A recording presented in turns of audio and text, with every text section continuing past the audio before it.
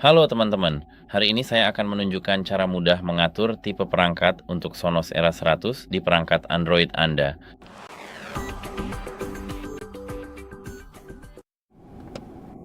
Jadi hal pertama yang perlu Anda lakukan adalah membuka pengaturan di perangkat Anda. Ke sini, khusus untuk Samsung, jadi Anda perlu mengetuk koneksi dan Bluetooth. Jika Anda menggunakan perangkat Android lain, klik perangkat yang terhubung. Ketuk ikon roda gigi ini di dekat perangkat Anda dan ketuk tipe perangkat audio. Sekarang, di sini Anda punya headphone, ya speaker, atau lainnya.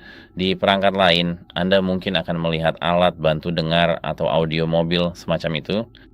Tentu saja sudah sangat jelas bahwa Anda perlu memilih speaker, jadi ketuk speaker dan kembali dan Anda akan melihat tipe perangkat audio speaker dan selesai.